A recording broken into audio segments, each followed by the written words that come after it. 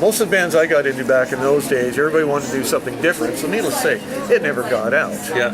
Well, I started getting connected with the people in the scene about 1967. Okay. And just to date myself, I was 13 at the time. Yeah. Drinking age was 21, and I was still able to get into the bars. Oh, good. Which was kind of cool. I never got carded once. Yeah. So that's kind of when I started, and then in through the 70s. First hooked up with our buddy Larry Pardo in 1974. Wow. We had a Larry's short-lived cool. band called Window Pane at the time. Just kind of went from there. Then I guess late 70s took a break from it, went into radio for a while. Like terrestrial radio. Of course, that's all there was. Yeah. What did you do in radio then? I was DJ. Like for what station? Last station was, what did they call it? Went through several name changes after I left. CFVR at the time, out in Abbotsford. Oh, wow. And coincidentally, at the same time that Mick Delavite came into town and started working at the guitar store there. Oh, okay. So that's when I first got to know Mick, when I was out in You the go way valley back there. with these guys.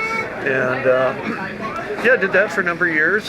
How did you stumble into that, or did you go to school for it? Or? I was looking for something different and decided, okay, let's do the school thing for it. Did that for a year, then found a job up in Powell River, and then ended up in Abbotsford later. Yeah, it was pretty good. Did you get tired of packing and unpacking? Not really. WKRP No, I know, it's reference. WKRP. I was kind of happy where I was, but in 1983, I had an opportunity to move back to Vancouver for a place that was dirt cheap, and I was not happy living out in the valley. So that's when I went, okay, time to go back into music. And so I came back here in 83, and took the first 6 months, just woodshedded in my little home for 6 months, and then I was out in the bars doing the old sink or swim, as you would say. You wouldn't believe how many times I wore lead boots. Did you have live bands play your high school dances? Oh yeah, Did that change your life? yeah. Because it sure changed mine too. So I know what you mean. And it wasn't just the schleps from down the hall in school. It was like name local bands. Yeah. Alrighty, you look gorgeous.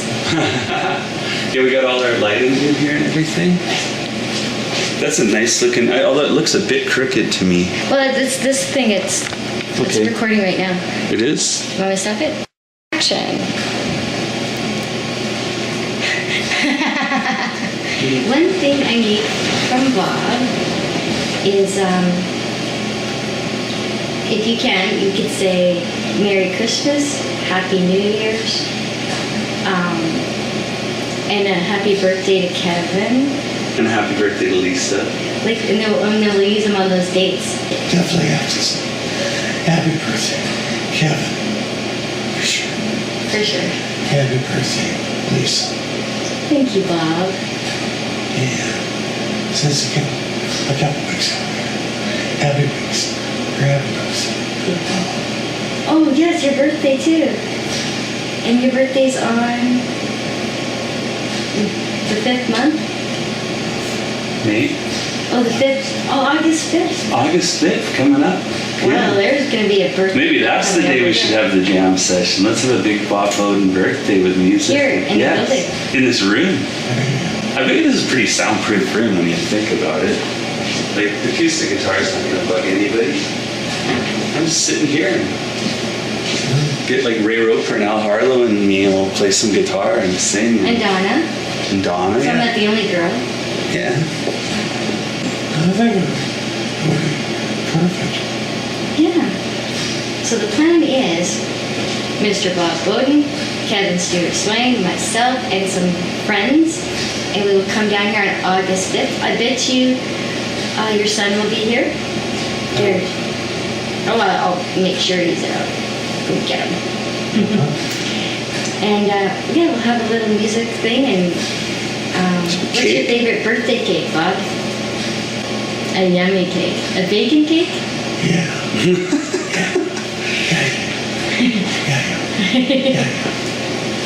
Okay. Hey, Kevin. We'll make it into a smoothie. A bacon smoothie. Always.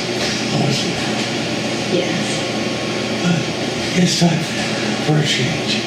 Yeah, time for new flavors. Yeah. For a gift. Bob Bowden's a Leo. And Leos are musicians so often because it's like, look at me. But It doesn't affect me much at all. Doesn't affect me. Yeah. No, you have all your smarts. Yeah. And you're in the limelight right now on camera, so you're being a Leo. Exactly. Star of the show. Bob Bowden has a corkboard in his new home, and Kevin and I, every time we come, we're going to add photos to it. And if people are smart, they will bring their photos and take up some space before we fill up the whole corkboard. Yeah, we're going to give you a shot because we're going to put a new picture every time we come. Yeah. So you got time, but get on it.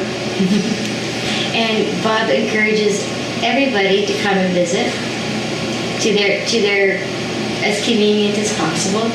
And he has one rule, and the rule is that if you come in and you see Bob sleeping, don't be afraid to wake him up, because he would love to see you. And Bob is in room number 5. So if you just walk straight down Just the hall remember from- 5, like the 5th of August. It's Bob Bowden's birthday. Hey, what a coincidence. Wow. Wow. So that's got to be lucky there somewhere. And there's been some wonderful people from the musical community that have come so far, like Joe Staples and Al Harlow and Donna Carruck. Rick Mearns. Rick Mearns. Did he do any magic tricks for you? Oh, can I show him the Spider-Man? Just a spider. Oh, yeah. I heard about something about this you were telling me. It's a Spider-Man balloon. You don't want to get up, though. No, I'm comfy. Yeah, you look comfy. I think we're both moving in. Her first visitor was Colin. Colin Hartridge, Captain Maniac. Yeah. Wonderful guy. Very first. And that's sweet of him. He, it must, bring up memories because his dad, Went through the same idea. yeah, who I remember too, loved his dad. Colin's got a big heart. He's a really great guy. Love Colin. And while we were here, we saw Bob take his medicine, Mm-hmm. and they put it in applesauce. How Yeah, cool is that? yeah. And it's good stuff. I recognize some of those names. It's like, that's spoonful, Bob.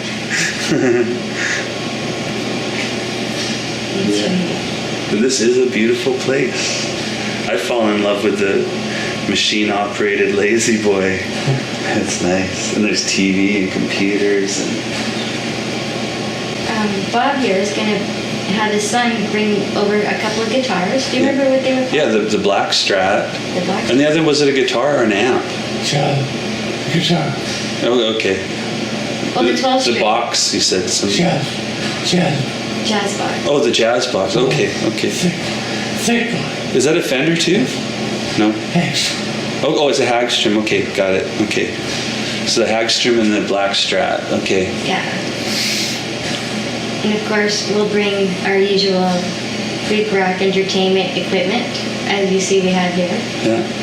and play some songs. Mm-hmm. I would love Ray to come and sing "I Will Still Love You." And Ray, if you ever look on Facebook or on YouTube, he has been everywhere he needs to be doing that song. We know some good people, huh? Oh, yeah. At the end of the day, At the end of the day. it's what better family to belong to than Vancouver musicians? That's true. So, See, I even like the peaceful stuff like this. We don't have to keep talking. No, not at all. This is what we did yesterday. We watched TV, we chatted. But how are you feeling, Bob? Like you're at peace with everything? Yeah? It was quite the fight. That's it. We were talking about When Like what happens about when your leaving spirit your leaves your body and body. stuff, yeah. Do you believe in that stuff?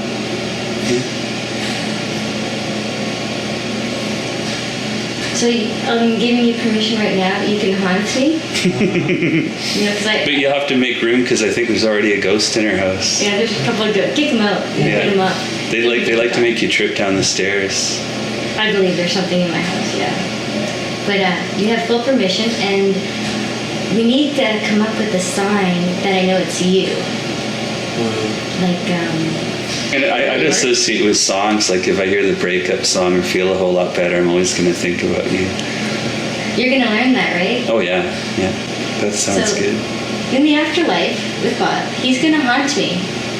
And he's gonna, like, if I'm in danger, like stubbing my toe, because I really don't like doing that, you just hover some bacon or tug on my hair, and I'll take a step back so I don't crush my toes. All right. I like that plan. Yeah. There we go. I get to get haunted by Bob. But when I cross over, revenge is sweet. I'll be like, what cloud is Bob sitting on? Cloud number 9. Cloud number 9? Number 5 or 9? Unlisted. Unlisted. There we go. Yeah, because then I get you all to myself. And we'll be able to find you. Do you have a doctor that comes in here and just, like a real physician doctor to come in and just do little tests here and there? The current doctor is a Helen care doctor. Okay.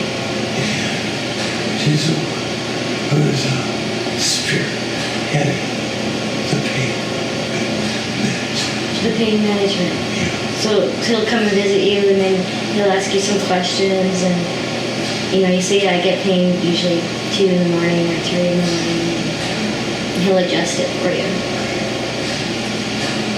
Are you still on the morphine? Yeah. Do you know what number of morphine you're at?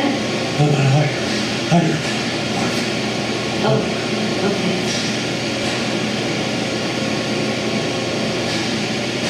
Now I've got the Oxycolon? Oxycontin. Yeah. Those it's not action.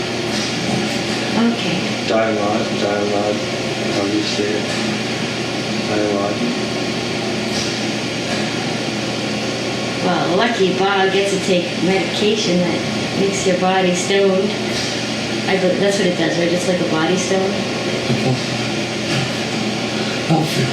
No. Doesn't feel. Yeah. And do they give you a needle for the other stuff? Or is it applesauce? For what's called a breakthrough. A breakthrough? Which is you need a little extra. Oh.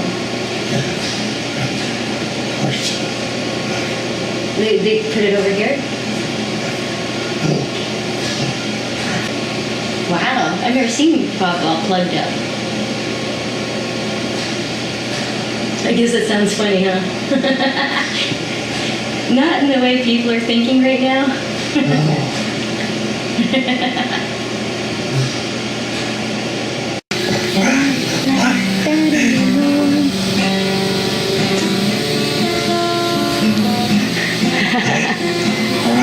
Like that anymore. They don't write like that anymore.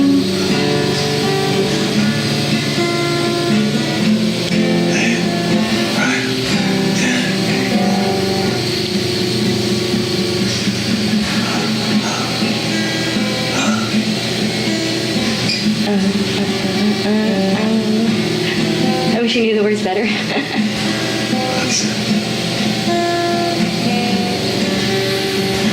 That's like my favorite song, Bob. And thanks to you. Yeah, you better hooked on that It's gonna be there when I get back to my studio. Yeah, for sure. You always said, It's half time. I'm gonna play this song for Lisa. Lisa's favorite. I think the last 4 jams you came to, you've done that for me. That was awesome. Well, what do you say?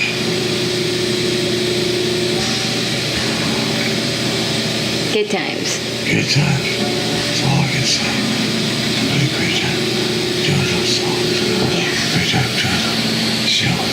And a great time of making absolute.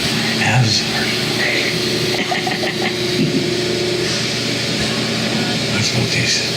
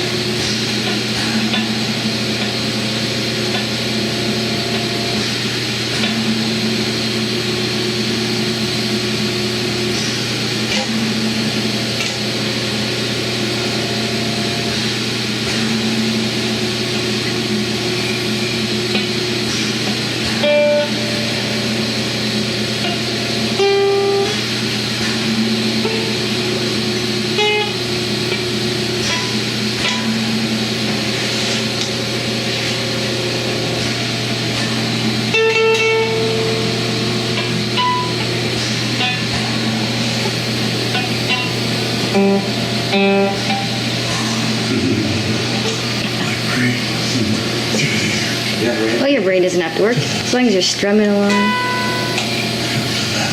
Yeah. I can see where your hands are going.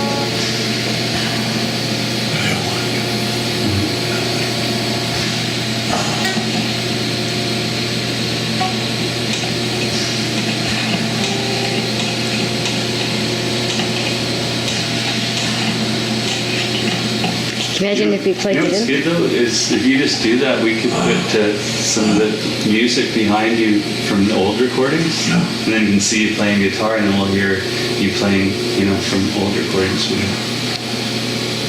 That's a beautiful guitar. Lovely. I love the color. This beautiful Hagstrom. It's like reminds me of the Porsche. Oh, yeah? Yeah, it's like that's a beautiful emblem. The coat of arms emblem. Isn't that gorgeous? It is. They were big in their day. Done? Oh yeah. That's a nice little hit. Didn't crack the paint either. It's like, looks like it's intact. That's why that's good paint, eh? It's like rubbery.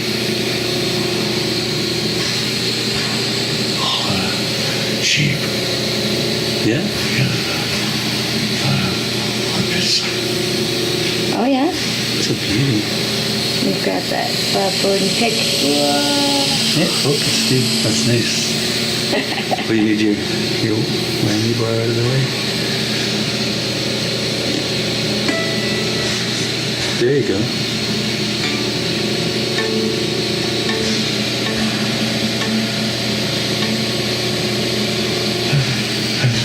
New problem. Yeah.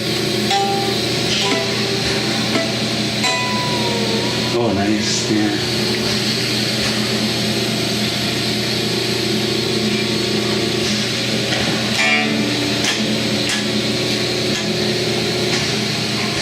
Yeah, you can do all this bands.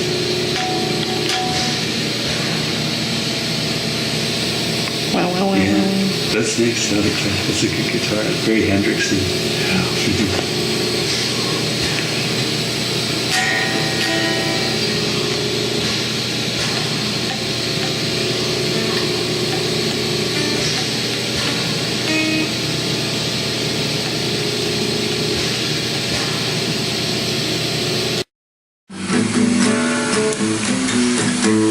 Gotta get this song too.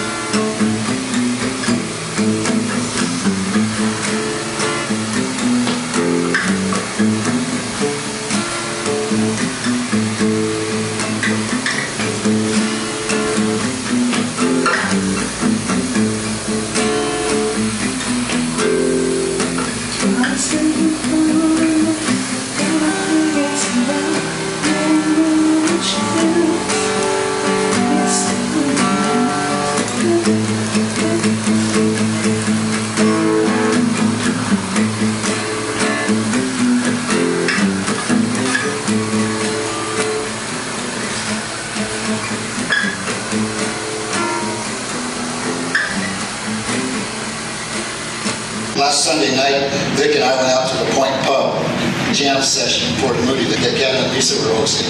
As we listened to many of Bob's talented friends become one with their instruments on stage, it wasn't hard to imagine that Bob was right there among them, leaning back with his eyes closed, doing what he loved to do most.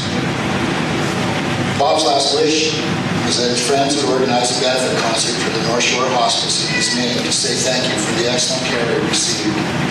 Tonight, the show will go on as a tribute to Bob's life and his contribution to music and for the benefit of the North Shore Hospice and those whose kindness made his last days a memory charge. Thank you forever. Good evening, ladies and gentlemen. My name is Sandy Young, and I'm one of many volunteers of the North Shore Hospice and Palliative Care Unit. We're here tonight for a benefit celebrating the life and times of very gifted guitarist and musical friend, Bob Bowden. I discovered that Bob had played in numerous bands from the late 1960s until 2003. In 2011, he was diagnosed with cancer, and I know that Bob saw this as an opportunity to go back into music. In the last week or so of Bob's life with the hospice, we were talking. His friends Kevin and Lisa were visiting at the time, and we were talking about music, and he suddenly came up with the idea that he would like to have a benefit in his name to raise funds for the North Shore Hospice. And he became very animated and very excited. Kevin was immediately on the phone calling many of Bob's musician friends, Lisa also coming up with names, and I was sent off to find out who the right person to contact from the Lionsgate Foundation would be. Later that day, Andrea, Bob's niece, visited, and I mentioned the plan to her. And again, Bob shared his excitement and said that he really wanted to be part of this benefit and to be there. Well, although he's not physically here to play, we all know that he most definitely is here in spirit. Welcome, Bob, and thank you. Many well-known musicians are here to honour Bob this evening, representing the bands Prism, Nick Gilder, Thor, Stonehold, Max Webster Revisited, Barracuda, Sparkling Apple, The Jardines, and the Stone Poets. A lot of them formed in the late 60s and early 70s. And amongst them, some of their achievements are that some have received the Canadian Music Industry Juno Award. There's pre-fame Brian Adams, who also contributed as a songwriter to one of the bands. A performance by one of the bands for the 2010 Olympic ozone opening ceremonies in Richmond. And one of the bands received the attention of Gordon Lightfoot. And these are Bob's friends. Thank you, Sandy. Thank you, Carl. Well, we're going to get started with the music very shortly, but before we do, the people that run the place want me to remind you, if you're looking for washrooms, the men's washroom is that way, the ladies' washroom is that way. Please don't use the parking lot. Anyway, I'd like to say that yes, we did visit Bob in the hospice, and what a beautiful place. It's good for the heart and good for the mind. Would you welcome to the stage, please, Donna Karen, Kevin Stewart Swain, Ray Rover, and Frank Baker. Thank you. Thank you. Just before we start, I didn't know Bob very well, but I did go see him at some jams, and I visited him at the hospital and the hospice, which is a very beautiful place. And I remember when I walked in the room, I wasn't sure if he was sleeping or not, and I kind of went to see if I'd get a reaction. And he opened his eyes and he looked at me, and he wasn't speaking very well. He had the tube in and all that stuff, and he kind of was trying to say something, but he was motioning me over, and I kind of got alarmed, and I said, "Bob, are you okay? Should I get a nurse?" And he would just go, no, like this. And so I got closer and I leaned in, and all he said was, "Ooh, barracuda." Smack! Anyway, here we go.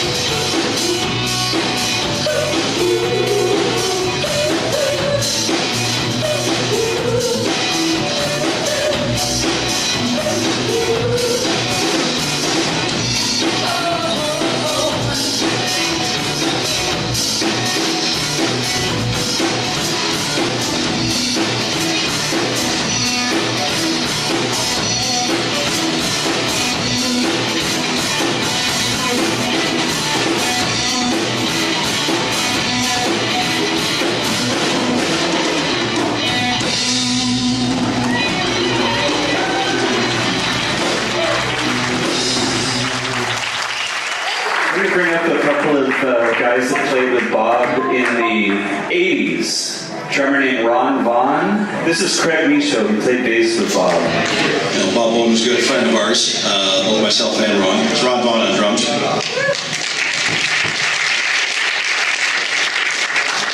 It's our pleasure to play with Bob. Actually, it's kind of neat. There's a picture of myself up there, myself and Bob about 1988, and that's kind of neat to see. One of the things that Bob was with musical and musicality is quite diverse. Many people may or may not know Bob is a big surf music fan.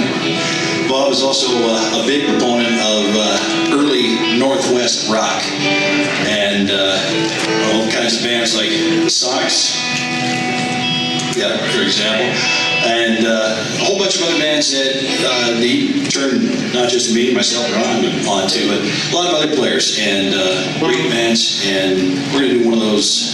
So we're going to do a song from one of those bands that Bob is very fond of. Particularly fond of a guitar player from that band, a guy named Drake Levin. His band was Paul Beard Raiders. So.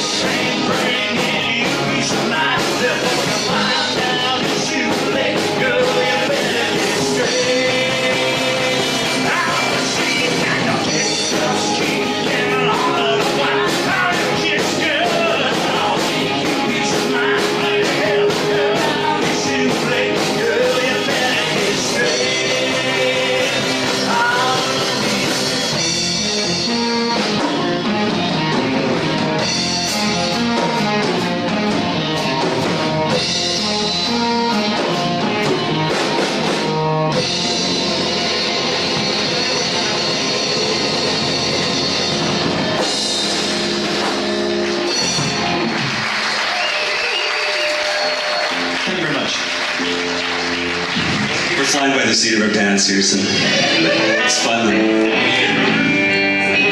need a drummer named Frank Baker. Where'd he go? Frank boy.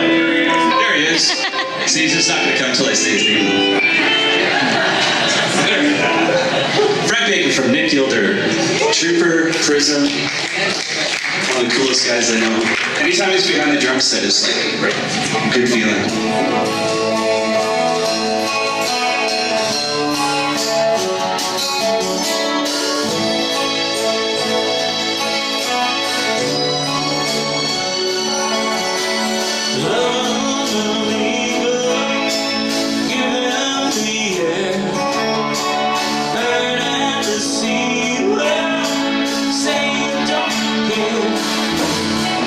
Break the hearts and let them fall.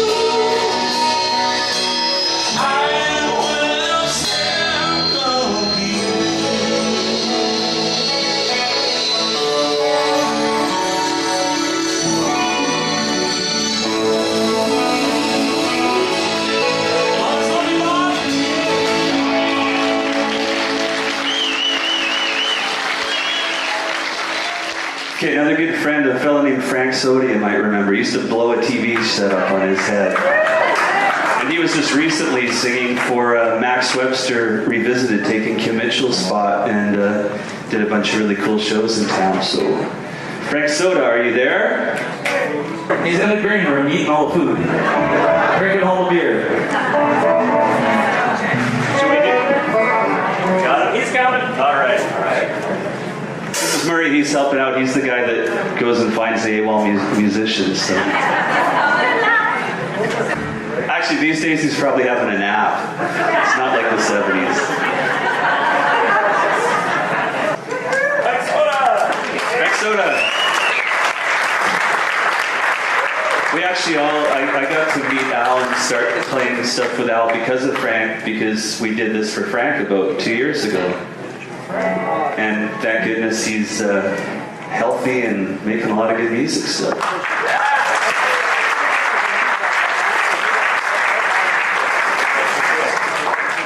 Okay, I got an idea while we switch over amps. A fellow loved Bob Bowden, a fellow named Randy Randall. His name comes up all the time when we used to talk to Bob. He's up in Williams Lake and he couldn't be here. So he sent this, and I will read it while we're doing our music thing. It says, I met Bob Bowden in the mid-'80s when I joined a band called The Beat. The bass player Terry Ruth was formerly of Steelback before the Headpins landed their singer Darby. This fun new band, The Beat, had strong 4-part harmonies. We toured 6 nighters across BC. I remember Terry had a thing for matching blazers. Bob wore his, but I rebelled against them. Ironically, the same blazer resurfaced years ago later for many occasions. I went to see him in the 90s and he was playing in a band at the Pig and Whistle. He was wearing that black striped blazer. Ha! We formed a new band called Driving Blind. You'll see the picture up there once in a while. That played clubs like Hotel California and the Lamplighter, and he would wear that blazer a lot. After losing touch for a decade, the powers of Facebook brought us back together a few years ago. The first thing I see on his profile was him at a recent gig with that same darn blazer. Ha! When I listened to his songs and videos, I realized his arrangements were exactly like he did them decades ago. His version of the breakup song has stood the test of time. Throughout all my musical times with Bob, I would like to say that he was always positive, funny, and professional. He was honest, intelligent, and a real colorful character. He never changed and stayed true to his roots. Through his difficult times in the end, he still managed to perform and inspire those around him. I'm thankful for his close friends Lisa, Kevin, and Colin for helping Bob spread the love. Goodbye, my friends. See you in the big band someday. Love, Randy.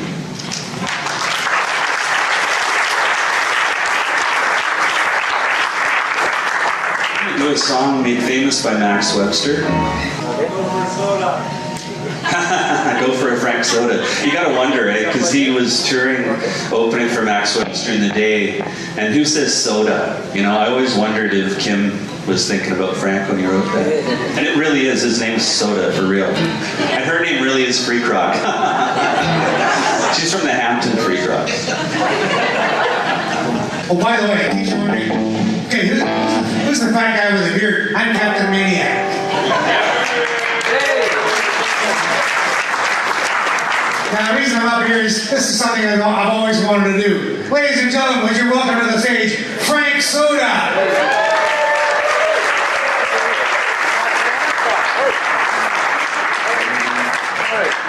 Yeah, somebody just want to put it right here. Maybe you feel like playing music.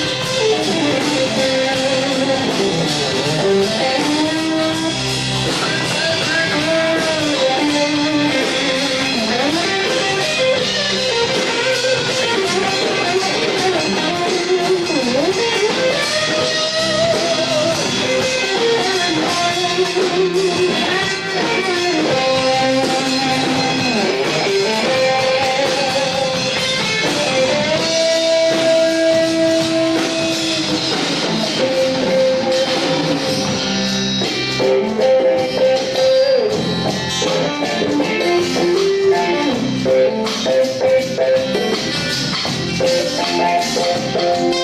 I went down to the Chelsea drugstore. Got my prescription filled. While I stand alive with a Mr. Jimmy. Said a man didn't look at ill. So we decided to have a soda. My favorite flavor was cherry red. I started on a song with Mr. Jimmy. Don't look at me, you know. As I said, you can't always get what you want. You can't always get what you want. You can't always get what you want. But if you try sometime, what you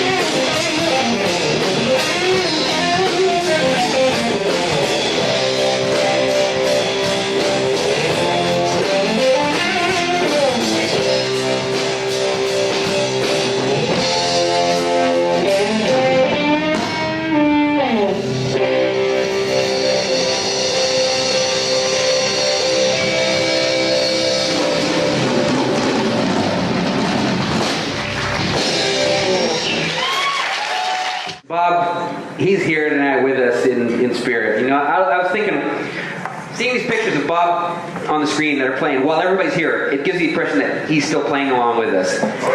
And that day that the doctor gave him the news that there was no more hope, I went to see him that day in the hospital. It was probably 10 minutes after that, just over when he'd been in palliative care for about a week.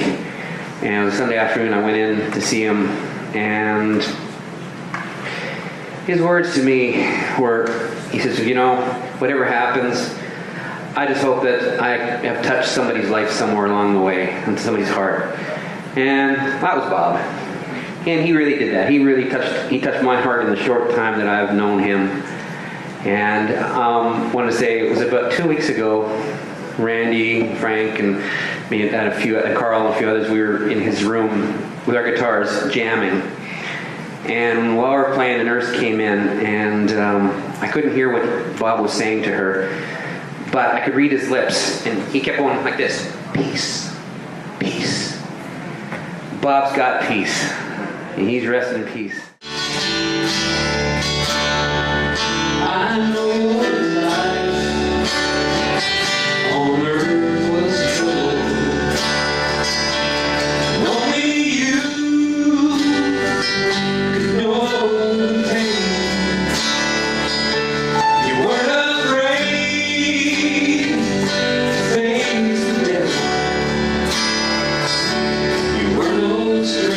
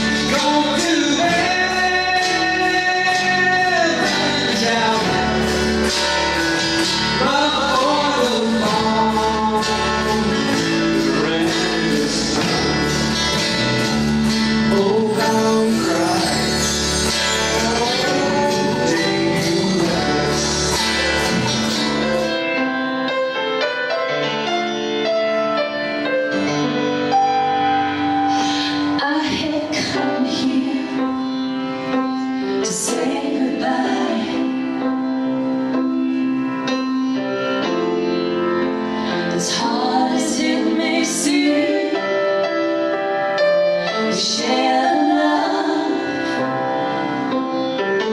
between us. Let us be merry.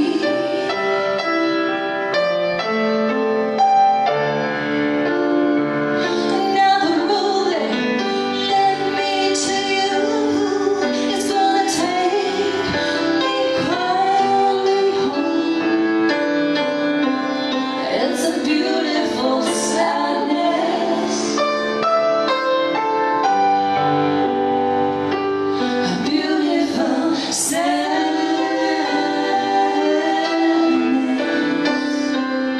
a beautiful sadness, but it helps me to move on.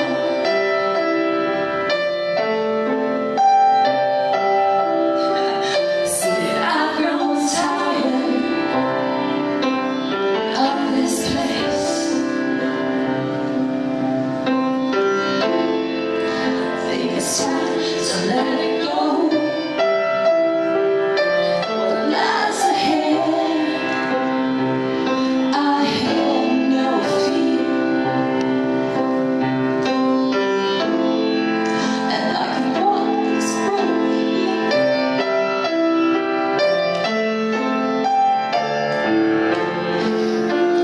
Fueled by our first kiss, the fires, they burn below. It's a beautiful sadness, a beautiful sadness,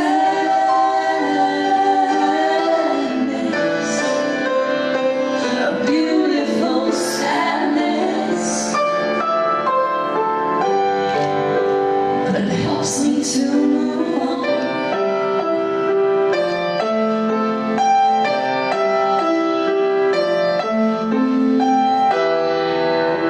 There's no one for me, there's no one to blame.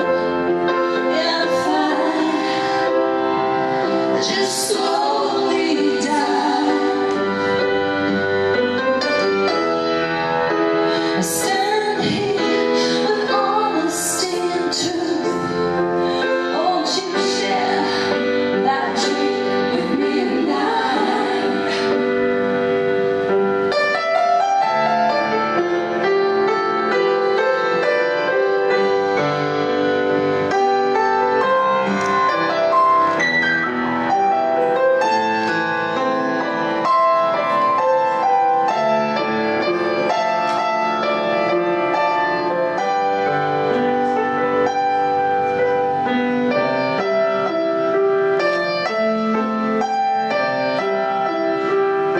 So think of me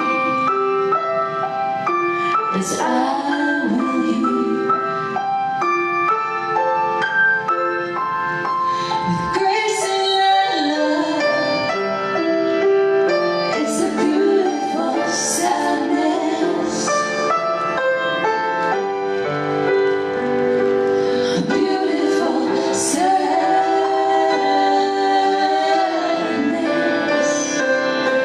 a beautiful sadness, but it helps me to move on.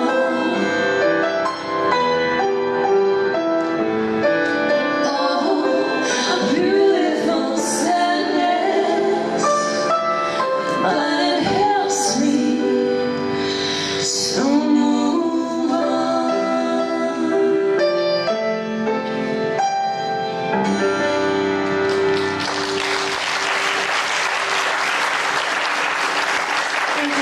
All right, Bobby. Testing, is this thing on? We're all still here. And Bob is worth it. We're celebrating Bob, as we know. We've heard a lot tonight. There are people in this room who knew Bob longer than I did. I met Bob, to my consciousness, across the street when he was on the managerial team at the Save On Foods. You guys remember Bob over there? And And Bob had claimed that we had crossed paths back in the 70s playing in rock and roll bands together, and I had no recollection of much of that decade whatsoever. If Bob said I was there, I was there. And he remembered some details of some incidents that seemed dreamlike, and yet they must have happened. And I call that my BC period, and then my AD, Anno Domini, at last. Before that, it was bountiful cocaine, so I don't know. But because Bob remembered this, we struck up a friendship at Save On Foods, and every time I go down for a quart of milk or a loaf of bread, Bob would spot me at the far end of the aisle and say, "Al, I just bought a new Gibson Les Paul and a new Marshall amp. You come on over, man. You got to try this." All I want is a loaf of bread. But I suddenly realized that there was a heart beating there, and that Bob's passion for life and for music was extraordinary. I caught that. There was something special going on. And tonight, there are really 4 communities here. There's Bob's family, first of all, and there's the musician community, of course, all those great jam sessions that go on around town. We have Kevin and Lisa to thank for that. Another community. And then, I don't know if Bob was expecting this, I don't know if any of us were expecting this, but I would be remiss if I didn't tell you that somehow through our newly kindled friendship through Save On Foods, Bob and I not only ended up keeping Starbucks wealthy by drinking coffee 3 times a week, but we ended up playing here at Valley Church. And I want to tell you where Bob was on Thursday nights. If you didn't know where he was downstairs in this building, and he and I were jamming away on gospel music together. So that was a special side of Bob, and has already been stated tonight. Bob went through a lot of changes, as we know, and I think we've all learned a lot from Bob. I mean, what came out of his heart and out of his being and out of his mouth near the end was courage, passion. I guess bravery is redundant to courage, but we just know that he just kept grasping his heart and saying, "I've made my peace with the Lord. It's okay, you know. We can go there." So.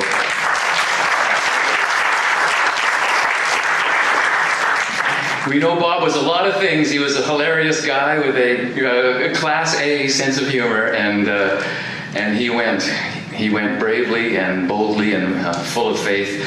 And when we get to the end of our little segment right here, we got a bit of a special surprise for you, and I'll tell it to you now so that you don't go home.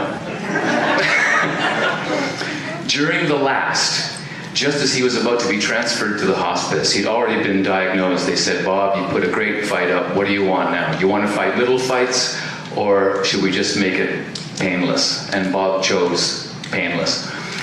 And yet he still had fight in him. Anyway, at the end, when Bob couldn't speak anymore, he said, "I can't sing anymore." And this, by the way, did anybody announce that the guitar has arrived? Did you see this? This is the guitar in the, no, not that one. Keep going, roll it, the next one. There's the pick. I want to tell you, in the hospice, Bob said, "My fingers don't move anymore. I can't do it anymore." And he was picking, and he just couldn't get there. He was missing the strings. And he said, "You know, I can't play anymore." He says, "There's one last thing I can do," as he had his laptop with this music software on it. "The one last thing I can do is to write a song." And he said, "Al, would you write a song with me?" That was an honor. So I guess it doesn't hurt to say it. It's all to Bob's testimony. All these late nights, I'd usually show up around midnight. And Bob and I started writing what turned out to be his last song. And we did it, man. We did it. We wrote a song. We're going to debut it here tonight.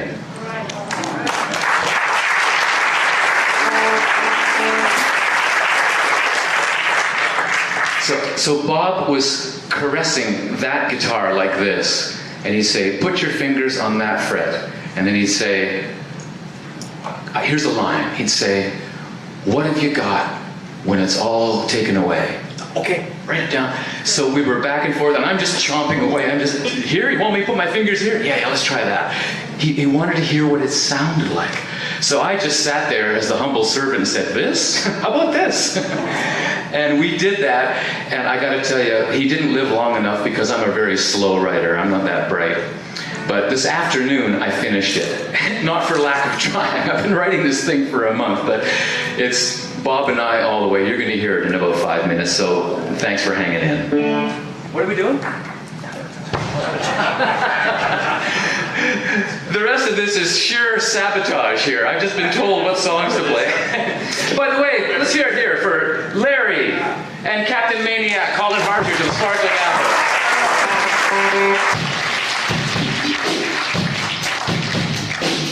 I don't know how we got into this song, but let's go.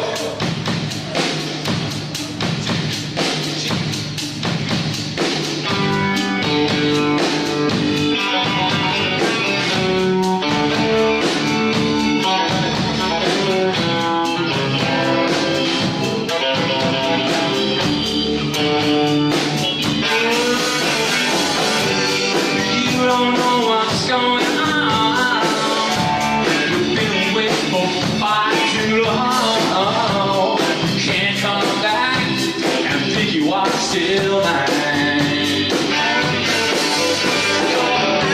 Touch my baby, my poor old-fashioned baby. I said, baby, you're out of time. Well, baby, you're out of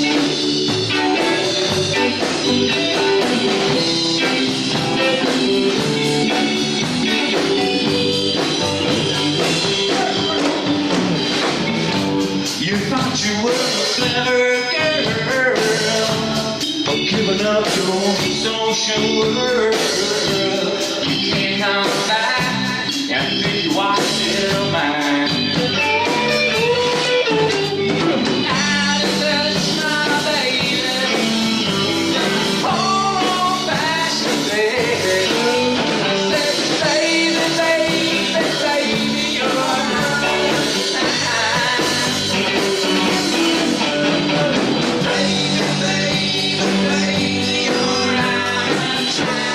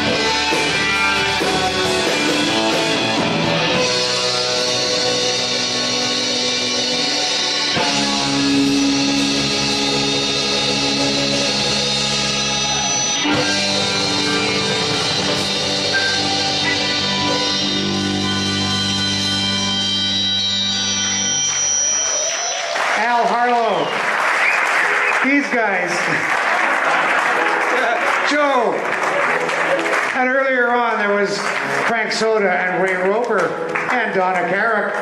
Did I leave anybody out? Me. Thank you very much for coming. Bob would love you. Thank you very much. Thank you for all your support. I appreciate it.